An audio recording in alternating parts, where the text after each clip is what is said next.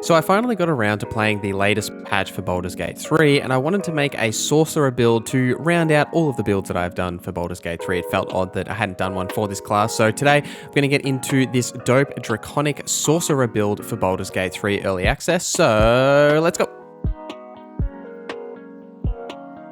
Hey!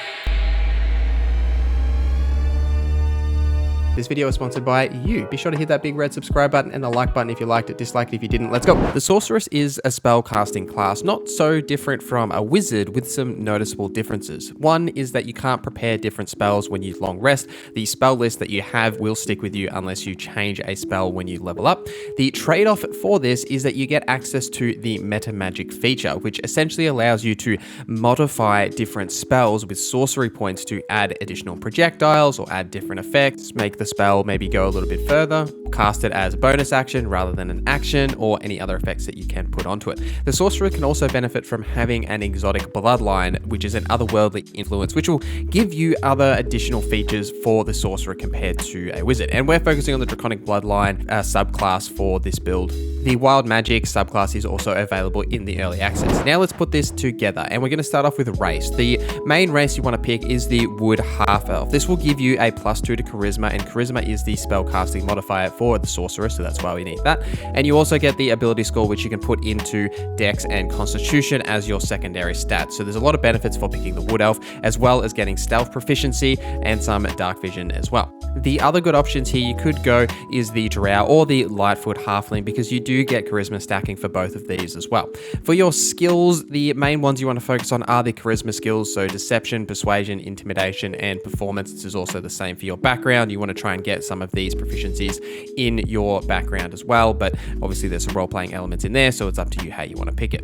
When you're actually picking the class, you will choose some various options, especially with the draconic bloodline, as there are lots of different bloodlines to choose from. I personally like the green or the poison bloodline because it gives you the Ray of Sickness spell, and Ray of Sickness can be cast from a distance, which primarily is the focus for this build, is for distance casting. We don't want to get too close to things. Ray of Sickness will do a decent amount of damage, the 2d6 damage on hit, but it also deals damage over time as it does apply poison damage. So you can pop this on a boss or some hard hitting enemy and allow that damage to just deal damage over time without having to worry about concentration to follow that up, because we will be using a concentration spell later down the line.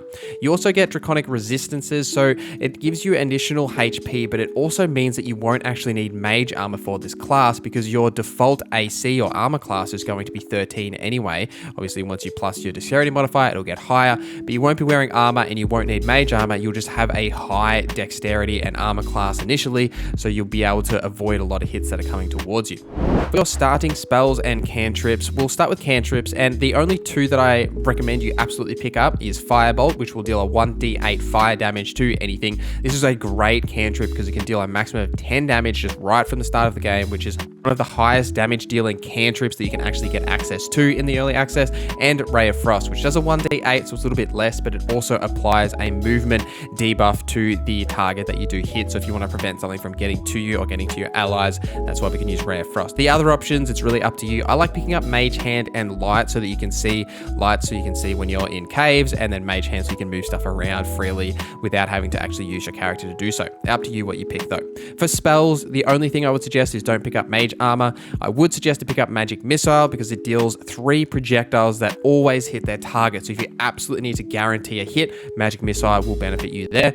The primary spell that you will use and pick up here is Chromatic Orb. Now what this spell does is you can apply a different type of elemental damage to it, so regardless of whatever the resistance the target you're hitting has, let's say it's resistant to fire damage, you could just cast Chromatic Orb using other kinds of damage like thunder or something, for example, right? So the spell has a huge amount of flexibility. It also has some of its effects are AoE, so you can hit multiple targets with it, as well as applying a terrain effect on the ground. The thunder spell that you can cast from it is a single target, and that's the one that I primarily use because it does deal an extra dice, so it does 3d8 rather than 2d8, but you can hit multiple enemies with this as AoE or single target. It's very flexible and it has such a good amount of use, especially when you combine it with the meta magic that we'll talk about as we start leveling up into our sorceress points.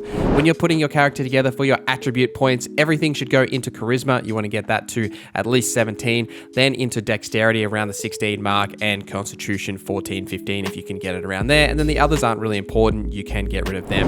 As you're leveling up, and once you hit level 2, this is where the sorcerer really becomes different to the wizard and starts to come into its own, because you get access to the sorcerer's points as well as the metamatic options. Now there are 4 to choose from initially at level 2, being careful, distant, extended, and twins. The 2 that you should take here is distant spell, so it lengthens the range of your spells to allow you to hit enemies from further away, and twin spell, which allows you to target 2 creatures with the 1 spell that would normally hit 1. So if you've got a single target spell like the chromatic orb that we were just talking about, you can then cast it on 2 different targets rather than it only hitting 1.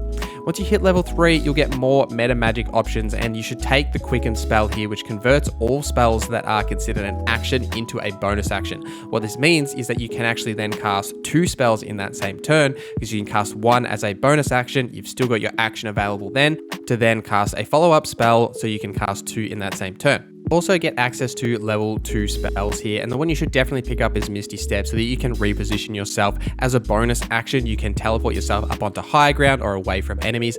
You could also look at something like Cloud of Daggers, which I would recommend to pick up. What you can do with Cloud of Daggers is cast it as an AoE spell that is a concentration spell. This is the main concentration spell we use as a sorcerer. You can cast it on an area. It deals a high amount of damage, and anything that passes through that space will also take that same damage, or anything that's standing in it will take that damage as their turn starts as well. At level 4, the main choice you will make is picking a feat, and the ability improvement feat is the one you want to take here to get your charisma to 18, which is our spell casting modifier, so it will just mean we deal more damage. And you can look to change some of your spells here. Something like Thunder Wave is a good spell to pick up, which I haven't mentioned as well, which can allow you to knock back enemies if they are too close to you. For your equipment, your weapons and armor don't matter. You can really just rock any robes that you've got, whatever you start with, and any weapon that you start with. We do have crossbow proficiency, so you could pick up a crossbow and just have it in your offhand to use in case you get silenced, which can happen. So when you're silenced and can't cast spells, you can at least do some damage.